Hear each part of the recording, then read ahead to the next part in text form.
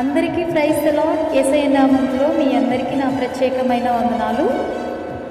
ఎలా ఉన్నారండి? అందరూ బాగున్నారా? దేవుని కృప ద్వారా మీరందరూ క్షేమముగా ఉందురుగాక, మీకు సమాధానం కలుగునుగాక, మీ సరిహద్దుల్లో విశాలత కలుగునుగాక. ఆమేన్. ఆదివారం ఉదయంతో రగిలిపోయిన నీవు సోమవారం నిర్జీవం అవ్వకు. ఆదివారం దేవుని మందిరంలో తీసుకున్న నిర్ణయాలు ఏవైతే ఉన్నాయో, డెడికేషన్స్, అవి సోమవారం లోపే మర్చిపోవద్దు. ఆదివారం ఊగిపోయి మండిపోయి రగిలిపోతున్న నీవు సోమవారం నీరు చేర్చబడిన బొగ్గులా మారొద్దు. ఆదివారం మాత్రమే మందిరానికి వెళ్ళే నీవు సోమవారం నుంచి సహవాసంలో లేని వ్యక్తిగా, దేవునితో మాట్లాడలేనంత బిజీగా నువ్వు మారొద్దు. ఆది అపోస్తులు ప్రార్థన యందు, సహవాసమందు, రొట్టె విరుచుట యందు ప్రతిరోజు ఎడతెగని వారిగా ఉన్నారు.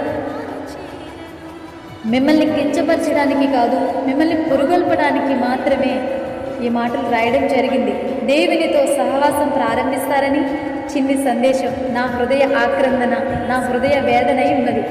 ప్రతిరోజు ఆయనతో మాట్లాడదాం, ప్రతిరోజు ఆయనని గురించి తెలుసుకుందాం, ప్రతిరోజు ఆయన గురించి ప్రకటించుదాం, ప్రతిరోజు ఆయన మాటలు మనం విందాం.